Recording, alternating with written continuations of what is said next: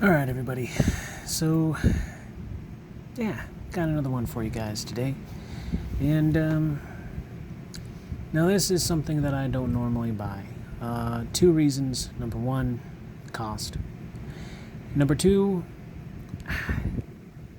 it's just, there are certain ones that look great and certain ones that don't. Certain ones that catch my attention, and, it's kind of rare. But this is a good company, so let's get into it, everybody. Let's talk blades. That's what we're into today. Got for you guys an Almar. Now, if you don't know what Almar is, I gotta tell you, they're I don't know if I should say that they're higher end knives. I want to say that they are. The Almar Ultralight Eagle that I have. Right now, I can't seem to find it. As organized as I am, I don't know. The small amount of time that I had, I can't really get to it right now. It's a 4-inch blade, very thin, and I'm talking thin. G10, it's got milled out steel liners on the inside. It's a decent knife, but the only problem is that you can't really seem to find them anymore. Anytime that Almar seems to come out with some knives, they seem to be not made in too much of an abundance, I guess. At least through my experience, if you see one, you might as well get one. If you don't, they're gone, and they're harder to find. And if you can find one, it's going to be for a stupid amount of money. So I saw this one, and I thought, man, this was really nice. So that's my little thing on that. Almar knives, the Warrior's Edge. Now this is new to me. This kind of packaging is very new. The last Almar knife I ever got was from...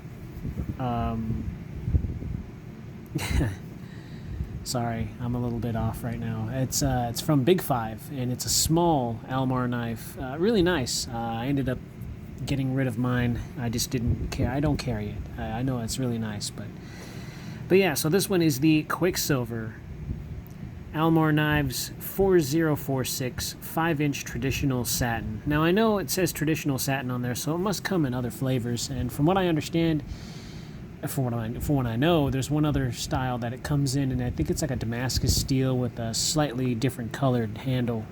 I believe it's the same material, but don't quote me on it. Now here it is. When you open up the box, you are going to get this. Almar Knives, the Warrior's Edge, instruction and care manual. So you're going to get this, and once you pull it out, it's going to come with a little warning card in like 3 different languages, and it's going to come with your information booklet like it states. So really cool stuff. I was almost expecting there to be... Now, I don't really find this at all important, to be honest with you. If you are interested in what it is, it's just your basic warnings and how to care for the knife, and probably some warranty information, which, like I just said, I don't really care too much about this. So this is going to go in the trash along with the original packaging, because I don't see myself ever actually needing this. So here's the knife. Now the funny thing is, just like the other Almar knife that I have, the only other one that I have, it's very thin construction. This is titanium. I don't know if I've already said that, but we're gonna go ahead and go through some of my personal thoughts before I get into the actual specs of the knife. But here it is. Here's the little warning sticker that you get, and this actually is taped on the pocket clip right here. So when I got this, it actually fell out of the box because I was trying to take the lid off of this guy, and the lid wasn't coming off. I guess it was taped in a certain fashion where you had to break a type of seal. Very small, but it was really easy to do.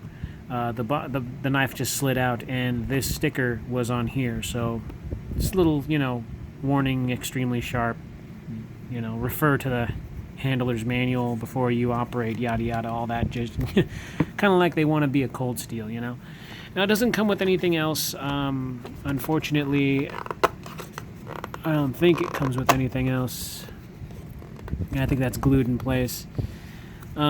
I was half expecting, because this box seems kind of heavy duty for the knife, I was half expecting there to be like a, like cloth or something, but no. No cloth. So here's the knife. Now my thing is, it's got a lot of text. And I don't know how to feel about that. For a knife at this price range, I think it was oh man, how much was it? Oh, I'm trying to remember now. I think it was like between $120 and $150, somewhere around there for this knife. Off Amazon. The seller only had 2 left in stock, and I bought the only other one of the 2. And it's really funny too, on Amazon, when I purchased this, I paid for fast shipping, and I got it exactly when it said I was going to, but I was expecting it to come sooner, because I paid the extra amount. It actually came today, which was a surprise, because on the Amazon tracking page it actually said that it was going to be late, between the 4th and the 9th. Now today's still the 3rd, so it's really weird. Anyways, a whole bunch of text. So you got Elmore knives on the pocket clip, which, I mean, it would have been great if they just stuck with just that symbol. Come on, focus. Just that symbol right there, that red symbol, would have been fine. They didn't have to put all that other text, because you get the same thing right here. Elmore, but then it says Quicksilver, so that's the model. And you got that, that kanji or that insignia. If anybody knows what that means, let me know. I would greatly appreciate the extra info. I think that's the maker's mark, I'm assuming, or the designer's family crest. I'm not entirely sure what that really is. But yeah, it'd be good to be just a little bit knowledgeable on what that read. I've always wondered what that was, but now that I see it and it's in bigger font, yeah, it's actually really cool to look at. And of course, when I open up the knife, you have it on here too, Elmore Knives, and you got that insignia there as well. So that is a ton of text. Now does that bother me? It kind of does. It kind of does. I mean, do I need to be reminded that this is what it is?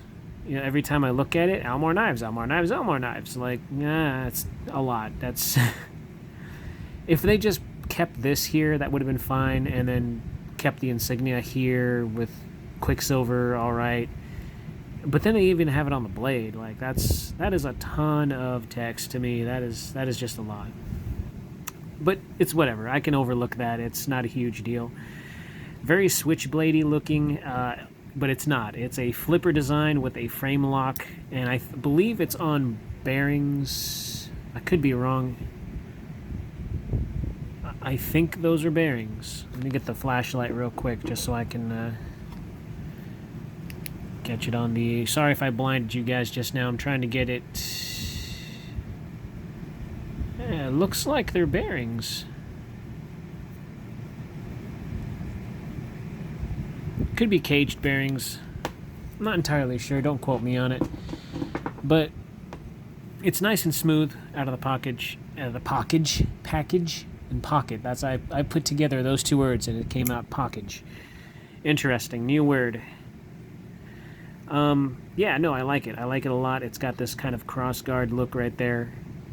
Very, very lightweight. Now, if you're asking, if you need a size comparison, I'll go ahead and, I'll give you what I got in my pocket right now. That's on screen. So I've been carrying this bad boy right here with the Rex 45 and the copper handle scales, PM2. So just like every other PM2, it's the same size. Obviously, this is a different weight. This is a little heavier. But when I got this, oh man, this is really light. Now, granted, 5 inches. This is a gargantuan knife. A lot of people, when you see or hear 4 inches, you're thinking, whoa, calm down, buddy, 4 inches, But 5 inches, holy crap. Yeah, I do have knives that are longer than this, bigger than this, of course. The Espada, I got the Kershaw Strata XL as well. And those are big knives. The Strata alone, 4.5 inches, that's pretty damn huge. So being 5 inches, this is practically a pocket sword.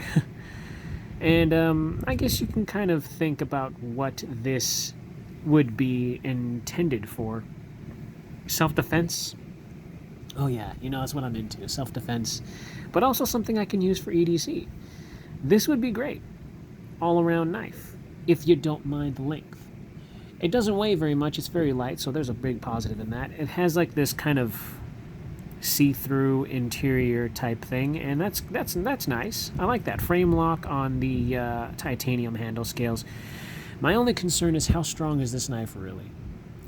And from what I understand, I think that in my personal opinion, I know this is kind of a little bit weird, but in most self-defense knives, I don't think ball bearings are really good to have on the pivot, only because it might give it too much flex, or if you do stab into something, or if you cut the wrong way, it could end up messing up the centering on the knife. At least from what I know, people cutting into slabs of meat and cutting into stuff, you can tell that there's a little bit of blade play in the pivot, or you can tell that the knife has been tweaked a little bit and it's no longer straight because the pivot were ball bearings. But that's just what I've seen. I haven't really experienced that for myself.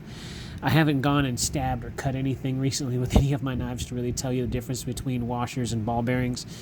But on a self-defense knife, I think washers would be a little bit best, at least just from my opinion. It's traditional, it seems to be stronger, and ball bearings, I feel like there's more give.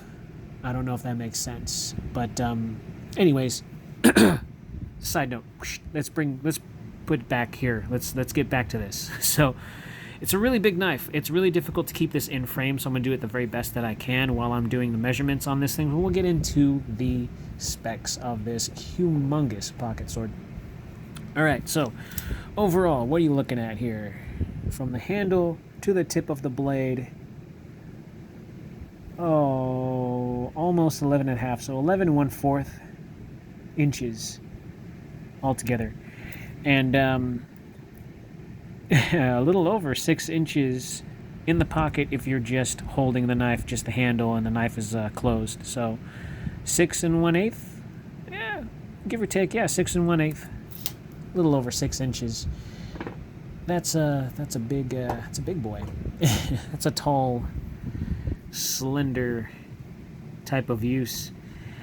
Very pretty though, very, very pretty. And I can give that hats off to Almar knives. They make some very attractive stuff. Not everything has caught my eye, plus the price tag's always kind of getting me. Some Almar knives, I shouldn't say some, most Almar knives are not cheap. You're looking at $200, $300, $400, even $600, depending on where you're getting it from. And if it's rare, it's going to be pretty expensive. And of course, to some people, that's not a lot. To most people, even $100 for a knife is ridiculous. But we do what we do. Now, the blade steel on this is D2, from what I understand. It doesn't say that though on the blade, so I have no idea exactly what steel this is. But I've heard and I've read that this is D2 steel, and it's supposed to be razor sharp. So I'm going to do a cutting test with it as well before I end this video. You can see that right there. AMK 4046, China. Alright, so it doesn't tell me what blade steel it is.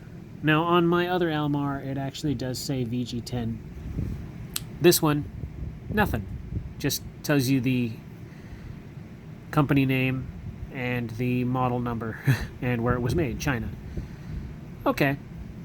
And then, of course, one thing that kind of doesn't really tickle my fancy is the this kind of has a little bit of flex. Now, it's not a whole lot, given this is titanium. If there's a little bit of flex, there's a little bit of worry on my part, and rightfully so. Something like this needs to be, just keep it in mind, all right? Don't go trying to really, really bear down on this knife. I don't think this knife is meant for that. Can I, am I supposed to tell you guys not to do that? You're going to do whatever the hell you're going to do with your knives, all right? I'm not going to tell you what you can and can't do, but I'm just going to warn you guys. Be aware that some Elmar knives aren't really built on durability. They're built more for usability, and if you're using it properly, it should last you. If you're trying to respect this as a cold steel, you're going to be in for some not so great news. I've seen Elmar knives beaten and destroyed, and it brings a tear to my eye when I've seen these. But those are people that were actually trying to figure out how durable an Elmar knife is. Yeah, so I've seen some really beat up Elmar knives, and they're just, But this one feels pretty darn hefty and sturdy for the company of, its make. So we'll get into the weight on it. And, of course, I'll do a size comparison with my Spyderco PM2 so you guys have a decent idea on, where that stands. We're looking at a very light 3.84 for this Quicksilver. 3.84. All right, so that's under 4 ounces, and that is ridiculously great and light. Deep carry pocket clip, you can switch it from right to left hand, but it is only strictly tip up. You cannot switch it any other way, just the two. Now, can that be an issue? Well, for some people it can. But you'd be surprised. Not a lot of people are really going to make that a huge deal, and they shouldn't, in all honesty. The detent on this knife is... You can see the blade moving, right? All right, that's just me wiggling at the detent, and you can actually see the knife move ever so slightly, just a hair. All right. Now, with this being a flipper, I'm going to tell you right now, it's nice and smooth, but you got to flip one of these quillions, on the guard right here. And the detent, I want to say, is maybe like I want to say about like a 5 out of 10. It's middle. Let me see if I can gravity flick this open. Oh yeah, yes you can. So you can use a little bit of centrifugal force, a little bit of gravity, and just whap, and it'll come right open. Now the reason why I didn't do that on camera is because I'm in fear of hitting my tripod, which I've done several times, especially with longer blades, so forgive me on that. Alright, and we'll get the calipers out so that way I can show you guys how thick this is, or how wide it is. So you're looking at a 10.2, all right? And on the blade,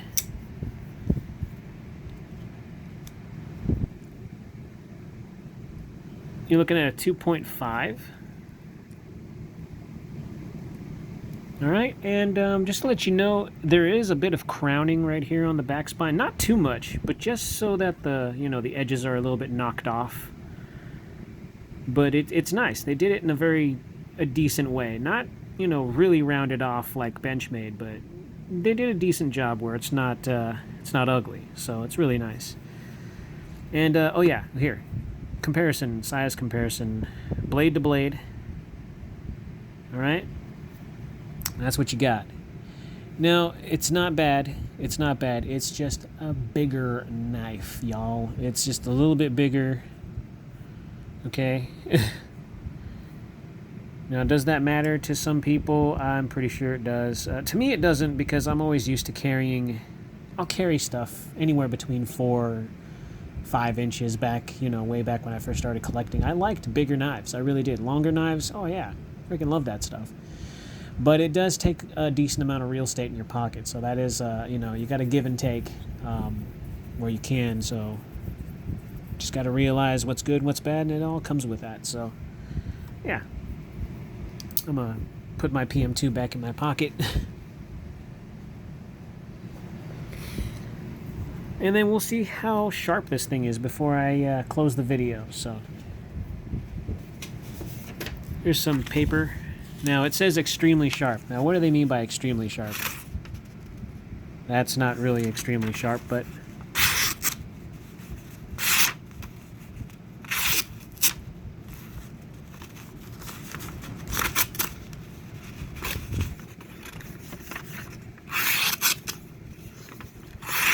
Alright. Now, you don't see me reacting so very much to this, only because I feel it catching, but I don't feel it really gliding through the paper like I would normally feel something like, you know. But it's not bad. That's relatively sharp. Not the best type of sharp, but it is really sharp. But when they slap something like a warning on there, it kind of makes me wonder how sharp it really actually is, you know? So, you know, whatever. The last video I saw on this, there was an older gentleman who did a review on it, and he actually made it double-edged, but he said it took a very long time to grind this side down. I'm not going to do that with this knife. I'm going to keep it the way it is. I think it's a great idea, but also I don't want to ruin the knife for its original look and design. I think it's really nice the way it is, and if I feel like I need to later on, I might just add one, but I think it's a little bit, you know, too much for this. So anyways, if you guys are interested in it, go ahead and check it out. Get it before they stop making it and start putting a bigger price tag on it.